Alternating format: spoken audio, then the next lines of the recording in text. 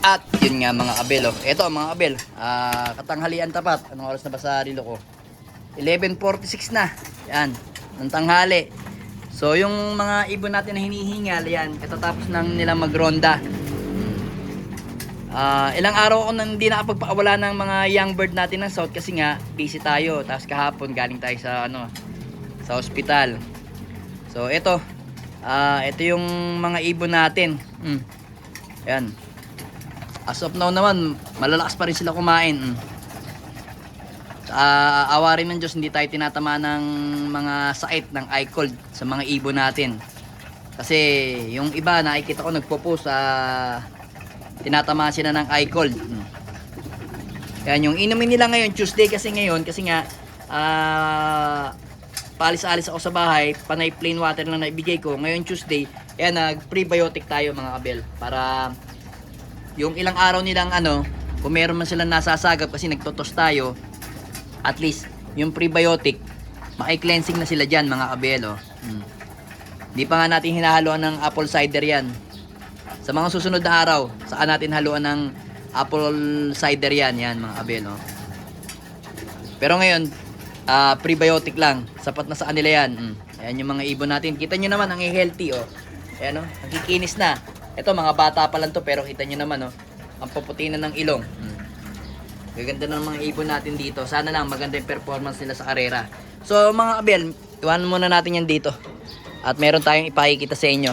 So meron tayo dito ng binread mga kabel. Meron akong gustong talakayin sa inyo. Or mag-ano muna tayo, mag-story time muna tayo dito sa ibon natin na pinagparis ngayon mga kabel. Pasensya, medyo mainit. Sobrang pali ng araw. Sobrang init. Yan. So ngayon, di ba sabi ko nga sa inyo, itong si Johnson President, gagamitin natin yan. Kaso namimili lang tayo. Kasi mga kabel, ang istorya kasi nitong ibon na to, lagi ko siyang nagagamit sa karera. So ngayon, ang nangyayari sa kanya,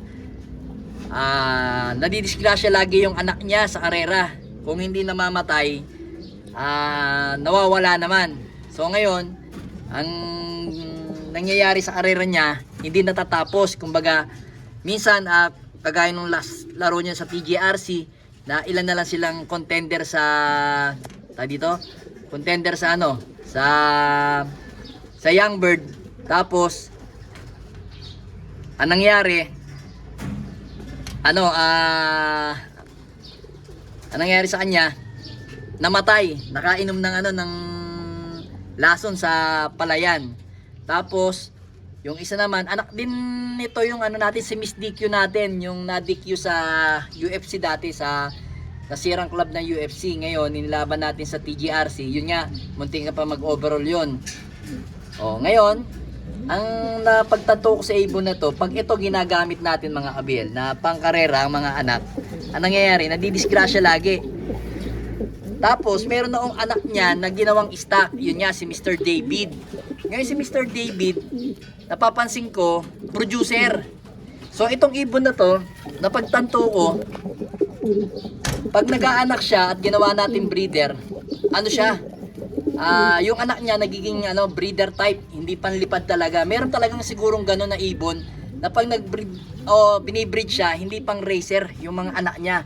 Dito ko nalaman yun Yung mga anak niya nagiging breeder. Yung breeder na yun yung yung anak niya gagawing breeder, yun yung nagiging producer. Pero ito, hindi siya magiging producer ng racer, pero producer siya ng breeder. Yun mga kabel, gets na? So ngayon, kailangan lang dito sa ibon na to, si Johnson President, kasi itong pasok nito, Johnson President, tapos Beckert. Yan, Beckert yan, na ano bang lahi niya, ng Ben Gillette, ang lahi nito. So ngayon, old lines to, mabilis to, mga anak nito sa South, kasi yung pinaka tatay niyan, overall champion ng Cavite. Ngayon, napansin ko sa kanya nga, yun nga, breeder ang mga inaanak niya. Ngayon, ang kailangan mo siyang, kailangan natin siyang gamitin pagka i-breed natin, kailangan hindi outcross mga kabel. So yung ipaparis mo sa kanya, kailangan inbreed o line breeding, yung ano, yung pinaka, like sample nito.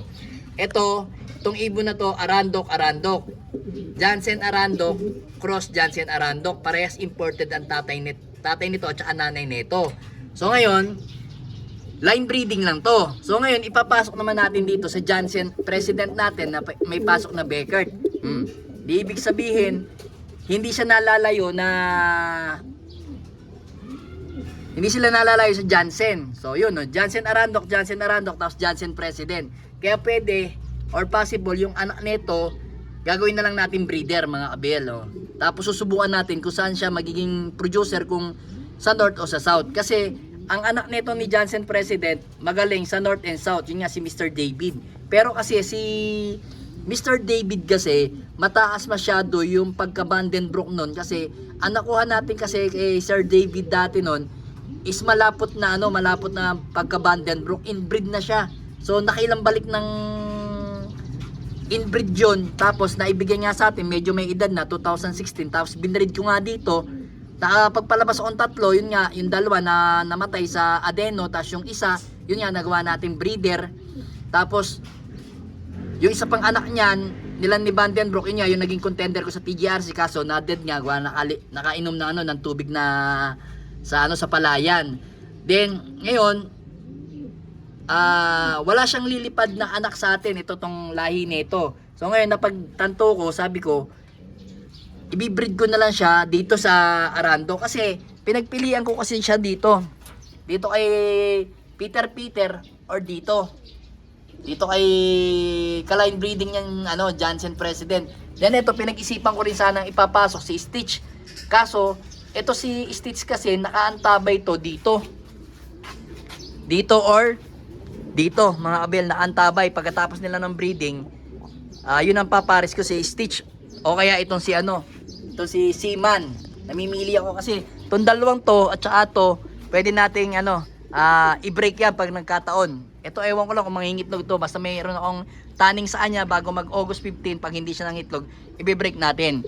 So yun nga, kailangan dito sa ibon na to, ang ipapares natin sa kanya is line breeding o inbreeding, para yung magiging anak is magiging producer ng mga pangkarera natin, mga kabel. Yan.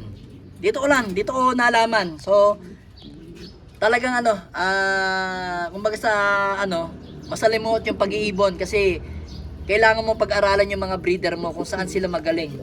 Kasi pagka nag-breed ka, hindi mo masasabi kung pang breeder type o pang racer eh. Kailangan mo talaga subukan. So ako nasubok ko, ilipad to. Tapos ginawa ko rin breeder. So mas magaling yung yung mga magiging anak nito, tapos yung anak gagawin yung breeder, tapos ililipad mo yung mga anak. Yun, yung mga nag-o-overall ko, mga kabel, mga nito. Apo na lang nito, mga kabel. Apo nito yung nag-o-overall ko. Nalahi na 6'5". Kaya itong ibon na to, ang gagawin na lang natin, yan, pampasok natin sa mga inbreeding. Yan. Tapos sa mga susunod na pagka tayo, yung mga nanalo nating ibon, pag ibinalik natin dito, kasi ito kasi yung pinakatatay ng mga tatay nung Miss Peter natin. So ngayon, pag ipinaris natin dito si Miss Peter at nagka-inbreed tayo nito, ang gagawin natin, yung pinakaanak nito at saka ni Miss Peter, pag hen, ibabalik natin doon, ipapares natin doon, yan, para mas lalong maging maganda yung produce, lalong may tulin at saka makunat, mga kabel. Ito kasi matulin ayun naman, may kunat to sa dulo, yan, pero kulang sa speed, yun, may speed kasi yun, yan. Kaya kailangan, mga kabel, pag nag-alaga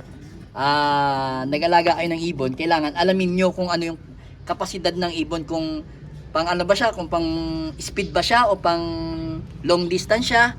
Tapos kailangan ba yung mga anak niya, pag nag-anak ba siya, kailangan panay racer ba yung anak niya or pang breeder lang. So yun nga, mga kabel, napakahirap tukuyin kung pang racer o pang breeder yung mga hahawakan yung bloodline. Kagaya ko ngayon, napagtanto ko ito, breeder to. Ngayon, producer to ng mga breeder.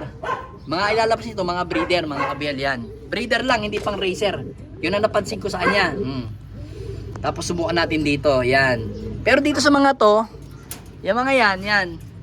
mga racer yung mga inilalabas. Siyempre hindi ko rin alam doon sa mga ilalabas nilang mga iba pag binirig natin kung magiging producer. Pero ito kasi producer natin. Yan. Anak yan ito. Kaya ngayon, aalamin natin yung mga iba nating mga kagaya nito ni Pastel at saka ni Miss CJ. Ito si Mr. David, tapos si si 3G, yung original 3G. Tapos ito naman si 65 at saka si 1996 line. Kaya yan, aalamin natin yan. Pagka nagkataon na makapagpalabas na tayo, tingnan natin kung saan sila magiging magaling, kung breeder o mga flyer o panlaban, mga kabel yan. So yun lang yung napansin ko sa ibon na to, mga kabel. Kaya tingnan natin kung anong magiging kalalabasan ng mga anak nito, mga kabel, kung pang breeder or racer. Pero ako gusto ko breeder na lang, para pang stock na lang, sana hen. Yan mga, para meron tayong pambalik sa kanya. Alright, aray mo.